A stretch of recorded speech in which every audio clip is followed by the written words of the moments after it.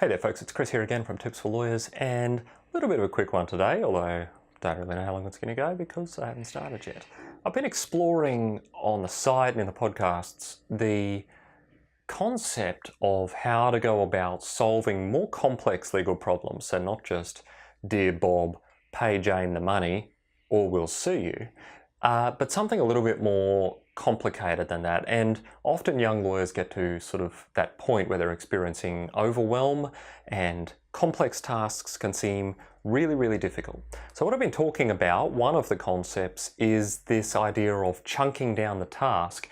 And I suggested one way you might go about chunking down the task into manageable pieces was to actually draw out the task on a whiteboard. So what I wanted to do today was just to show you with a very simple example, but you can expand it out, how you might go about doing that. So we're going to take an example where A is suing B for breach of contract, okay? A fairly straightforward contract claim, and your job is to investigate the various nuances of it, make sure the claim is sound, and maybe draft the pleadings or do an advice to the client or whatever. And you want to make sure you're not missing things, but also you want to make sure you actually have a good framework for what to do.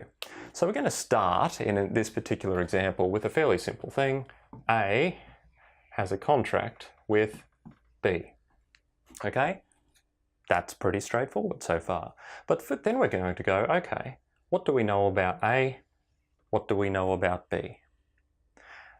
What does the contract say? So here I'm going to put a K for contract. I am aware that contract does not start with a K. For some reason, when I was in law school, and I still don't get it, I'm told it still happens, contract is a K with a circle, so go figure. Anyway, A and B have a contract. What are the terms of the contract? Well, they might be in a document. So here you'll probably just write contract 15 May 2016, okay? That just gives you a little document reference so you know what to look for. You don't have to keep going and double checking the date or whatever. But when you read the contract dated 15 May, you realize over here that for A, you only have a trading name, which we'll call Widget Co. And for B, you've only got a trust name, the Trust Co. Now, this has nothing to do with any company actually called Trust Co. Just ignore that, it's a complete coincidence. So here we see we've got further things to do because a business name is not a legal entity and a trust is not a legal entity. If we don't know the answers to these questions, we need to find that out. So here you can start generating your task list as you break this down. We've got a question mark. Who is the trustee of the trust? Do we know? How are we going to find out? Who do we have to ask? We've got a question mark. Business name. Is it a registered business name? Who owns the registered business name? And is that person our client? Is it not a registered business name? How are we going to say that this contract was between these two people with these situations? So we're starting to generate the questions we need to ask in order to ensure that we're advising our client properly, just with the party names. If we've got the contract, so we're going to be acting for A in this circumstance, A wants to sue B for breach of contract. What happened was, and I'm making this up as I go, A contracted with B that A would buy 4,000 widgets off B, and B said that they would deliver the widgets by a particular date and they would be of a particular kind. A has paid B, so we might draw another circle, paid $50,000. And B, now you're going to end up with a lot of lines in this process, but it's okay. It's an internal document. Generally, you don't need to use this for other people. B has delivered only 2,000 widgets, and they have simply failed to deliver the balance 2,000 widgets. So you're going to go, delivered 2,000 widgets, is this a breach of the contract? You might say yes, clause 6. Whatever clause 6 says, that's a breach of clause 6.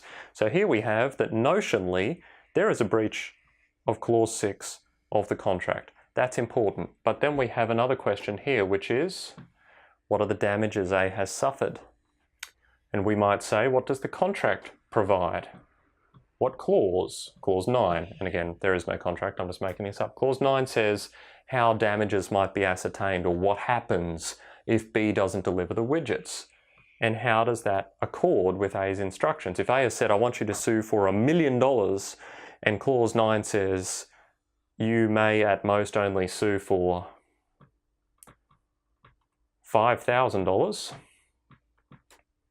then how are you going to work with that? Maybe there's a research task here. And so you write research. And you need a bigger whiteboard than I have available here. But as you can see, we're just starting to get our to-do list sorted out. We're breaking down this task into its pieces. And over here, if you had a bigger whiteboard or a note paper, you might be writing down these tasks as you go. 1, check who owns the WidgetCo business name. 2, check who the trustee of TrustCo is if we know it. 3, research this issue that there's apparently a limitation on damages. Is it binding? Do I need to do something else? Can A still claim damages under the general law or the common law, or are they restricted in some way for some reason in this contract? And so on. This is how, with this fairly simple example, you can start to map things out. Now, it becomes particularly useful as your matters get larger and more complicated. So often in a semi-straightforward issue like this, you probably don't have to do this, but you can see that if you have a tripartite contract between a developer and a contractor and a third party and a financier, and then you've got an entry agreement over here, and you've got some sort of access agreement over here, and you've got a finance agreement over here, and securities here, and licensing issues here, and contract issues here, it gets more and more and more and more complex. And if you don't have some sort of system, whether this or something else, for working through those problems, two things are going to happen. Firstly, you're going to feel really stressed and anxious about actually solving the problem.